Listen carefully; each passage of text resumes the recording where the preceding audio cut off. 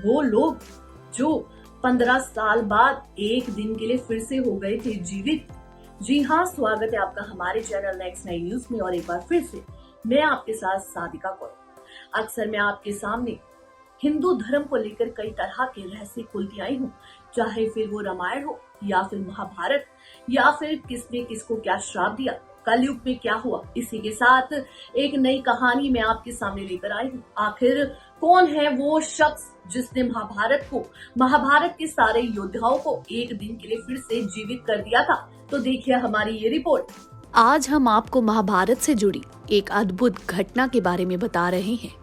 जब महाभारत युद्ध में मारे गए समस्त शूरवीर जैसे कि भीष्म, द्रोणाचार्य, दुर्योधन, अभिमन्यु, द्रौपदी के पुत्र कर्ण, शिखंडी, ये सभी एक रात के लिए पूर्ण जीवित हो गए थे।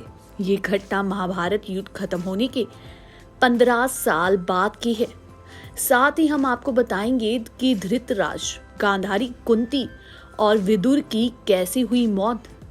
राजा बनने के पश्चात हस्तिनापुर में युधिष्ठिर धर्म और न्याय पूर्वक शासन करने लगे। युधिष्ठिर प्रतिदिन धृतराष्ट्र और गांधारी का आशीर्वाद लेने के बाद उसी के बाद ही सारा काम करते थे। इस प्रकार अर्जुन, नकुल, सहदेव, द्रौपदी ये सभी हमेशा के लिए धृतराष्ट्र और गांधारी की सेवा में लगे रहे। लेकिन भीम के मन में धृतराष्ट्र के प्रति हमेशा द्वेष भाव ही रहा। भीम धृतराष्ट्र के सामने कभी ऐसी बातें भी कह देते जो कहने योग्य नहीं थी। इस प्रकार धृतराष्ट्र गांधारी को पांडवों के साथ रहते रहते 15 साल गुजर गए। एक दिन भीम ने धृतराष्ट्र और गांधारी के सामने कुछ ऐसी बातें कह दी जिसे सुनकर उनके मन में बहुत शोक हुआ। तब धृतराष्ट्र ने सोचा कि पांडवों के आश्रय में रह के अब बहुत समय हो चुका है, इसलिए अब वानप्रस्थ आश्रम यानी वन में ही रहना उचित होगा। गांधारी ने भी धृतराष्ट्र के साथ वन जाने में सहमति दे दी। धृतराष्ट्र और गांधारी के साथ विदुर और संजय ने वन जाने का निर्णय लिया। वहीं वन जाने का विचार कर धृतराष्ट्र ने युधिष्ठिर को बुलाया और उनके सामने पूरी बात कह दी। पहले तो युधिष्ठिर को बहुत दुख हुआ, लेकिन बाद में महर्षि वेदव्यास के कहने पर युधिष्ठिर मान गए। जब युधिष्ठिर को पता चला कि धृतराष्ट्र और गांधारी के साथ विदुर और संजय भी वन जा रहे हैं, तो उनके शोक की सीमा नहीं रही। धृतराष्ट्र ने बताया कि वो कार्तिक मास की पूर्णिमा को वन के लिए यात्रा करेंगे। वहीं वन जाने से पहले धृतराष्ट्र ने अपने पुत्रों और अन्य परिजनों के श्राद्ध के लिए युधिष्ठिर से धन मांगा।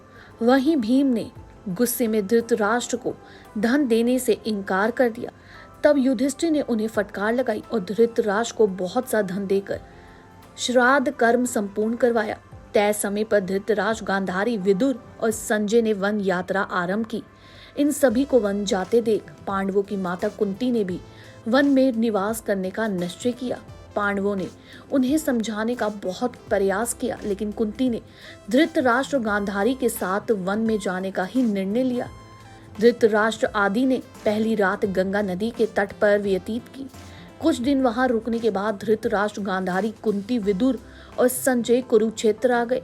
यहाँ महर्षि वेदव्यास ने वनवास की दीक्षा लेकर ये सभी महर्षि शतयुग के आश्रम में निवास करने लगे। वन में रहते हुए धृतराष्ट्र घोर तप करने लगे। तप से उनके शरीर का मांस सूख गया। सिर पर महर्षियों की तरह जटा धारण कर वे और भी कठोर तप करने लगे। तप से उनके मन का मोह दूर हो गया। गांधारी और कुंती भी तप में लीन हो गई। विदुर और संजय उनकी सेवा में लगे रहते और तपस्या किया करते थे। इस प्रकार वन में रहते हुए धृतराष्ट्र इनको लगभग 1 साल बीत गया। इधर हस्तिनापुर में एक दिन राजा युधिष्ठिर के मन में वन में रह रहे अपने परिजनों को देखने का किया। तब युधिष्ठिर ने अपने सेना प्रमुख को बुलाया और कहा कि वन जाने की तैयारी करो। मैं अपने भाइयों और परिजनों के साथ वन में रह रहे महाराज धृतराष्ट्र, माता गांधारी, कुंती, इन सभी के दर्शन करूंगा। इस प्रकार पांडवों ने अपने पूरे परिवार के साथ वन जाने की यात्रा को आरंभ किया। पांडवों के साथ वो नगरवासी भी थे जो धृतराष्ट्र आदि के दर्शन करना चाहते थे। वहीं पांडव अपनी सेना के साथ चलते चलते उस स्थान पर आ गए जहां धृतराष्ट्र, गांधारी और कुंती रहते थे। जब युधिष्ठिर ने उन्हें देखा तो वो बहुत प्रसन्न हुए और मुनियों के वेश में अपने परिजनों को देखकर उन्हें शोक भी हुआ। धृतराष्ट्र, गांधारी और कुंती भी अपने पुत्रों और परिजनों को देखकर काफी ज्यादा खुश हुए। वहीं जब युधिष्ठिर ने वहां विदुर को नहीं देखा, धृतराष्ट्र ने उनके बारे में पूछा। धृतराष्ट्र ने बताया कि वो कठोर तप कर रहे हैं। तभी युधिष्ठिर को विदुर उसी ओर आते हुए दिखाई दिए, लेकिन आश्रम में इतने सारे लोगों को देखकर विदुर जी पुनः लौट गए। युधिष्ठिर उनसे मिलने के लिए पीछे पीछे दौड़े। तब वन में एक पेड़ के नीचे उन्हें विदुर जी खड़े हुए दिखाई दिए। उसी समय विदुर जी के शरीर से प्राण निकले और युधिष्ठिर में समा गए। जब युधिष्ठिर ने देखा कि विदुर जी के शरीर में प्राण नहीं है, तो उन्होंने दाह संस्कार करने का निर्णय लिया। तभी आकाशवाणी हुई कि विदुर जी संन्यास धर्म का पालन करते थे, इसलिए उनका दाह संस्कार करना उचित नहीं है। ये बात युधिष्ठिर ने आकर महाराज धृतराष्ट्र को बताई। युधिष्ठिर के मुख से ये बात सुनकर सभी को आश्चर्य हुआ। वहीं युधिष्ठिर और सबने वो रात वन में ही बिताई। अगले दिन धृतराष्ट्र के आश्रम में महर्षि वेदव्यास आए। तब उन्हें पता चला कि विदुर जी ने शरीर त्याग दिया। तब उन्होंने बताया कि विदुर धर्मराज के अवतार थे और युधिष्ठिर भी धर्मराज का ही अंश है। इसने विदुर जी के प्राण युधिष्ठिर के शरीर में समा गए। महर्षि वेदव्यास ने धृतराष्ट्र, गांधारी और कुंती से कहा कि आज मैं तुम्हें अपनी तपस्या का प्रभाव दिखाऊंगा, तुम्हारी जो इच्छा हो वो मांग लो। तब धृतराष्ट्र और गांधारी ने युद्ध में मृत अपने पुत्रों और कुंती ने कर्ण को देखने की इच्छा प्रकट की। द्रौपदी, इन सभी ने कहा कि वो भी अपने परिजनों को देखना चाहते हैं। महर्षि वेदव्यास ने कहा कि ऐसा ही होगा। युद्ध में मरे जितने भी वीर हैं, उन्हें आज रात तुम सभी देख पाओगे। ऐसा कहकर महर्षि वेदव्यास ने सभी को गंगा तट पर चलने के लिए कहा। महर्षि वेदव्यास के कहने पर सभी गंगा तट पर इकट्ठे हो गए और रात होने का इंतजार करने लगे।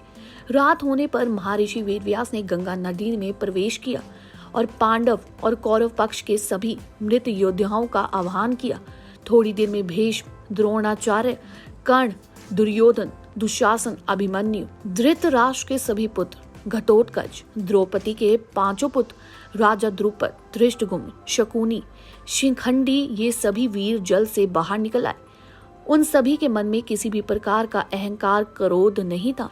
महर्षि वेदव्यास ने धृतराष्ट्र और गांधारी को दिव्य नेत्र प्रदान किए। अपने मृत परिजनों को देख सभी के मन में हर्ष छा गया। सारी रात अपने मरे हुए परिजनों के साथ बिताकर सभी के मन में संतोष हुआ। अपने मरे हुए पुत्रों, भाइयों, पतियों और अन्य संबंधियों से मिलकर सभी का संताप दूर हो गया। तब महर्षि वेदव्यास ने कहा, उपस्थित विधवा स्त्रियों से कहा कि जो भी अपने पति के साथ जाना चाहती हैं, वो सभी गंगा नदी में डुबकी लगाए। महर्षि वेदव्यास के कहने पर अपने पति से प्रेम करने वाली स्त्रियां गंगा में डुबकी लगाने लगी और शरीर छोड़कर पति लोक में चली गई। इस प्रकार वो अद्भुत रात समाप्त होगी। इस प्रकार अपने मरे हुए परिजनों से मिलकर धृतराष्ट्र, गांधारी, कुंती और पांडव भी खुश हुए। लगभग 1 महीने वन में रहने के बाद युधिष्ठिर वापस हस्तिनापुर लौट आए। इस घटना के करीब 2 साल बाद देवर्षि नारद युधिष्ठिर के पास आए। युधिष्ठिर ने उनका स्वागत किया। जब देवर्षि नारद ने उन्हें बताया कि वो गंगा नदी के आसपास के तीर्थों के दर्शन करते हुए आए, तो युधिष्ठिर ने उनसे धृतराष्ट्र, गांधारी और कुंती के बारे में पूछा। तब देवर्षि नारद ने उन्हें बताया कि तुम्हारे वन से लौटने के बाद धृतराष्ट्र आदि हरिद्वार चले गए। वहां भी उन्होंने घोर तपस्या की। वहीं एक दिन जब वो गंगा स्नान कर आश्रम आ रहे थे, तभी वन में भयंकर आग लग गई। वहीं दुर्बलता के कारण गांधारी, कुंती और धृतराष्ट्र वहां से भागने में असमर्थ रहे, इसलिए उन्होंने उसी अग्नि में प्राण त्याग दिए। वहीं संजय ने ये बात तपस्वियों को बताई और खुद हिमालय में तपस्या करने चले गए। जी हाँ, तो ये था महाभारत का एक ऐसा रहस्य जिसे शायद ही कोई जानता होगा कि किसने किया था। पूरे एक दिन के लिए महाभारत के सभी योद्धाओं को एक बार फिर से जीवित और सब आपस में 15 साल बाद मिले थे। तो जानकारी अच्छी लगी हो तो चैनल को सब्सक्राइब करें और बेल आइकन दबाना ना भूलें। धन्यवाद।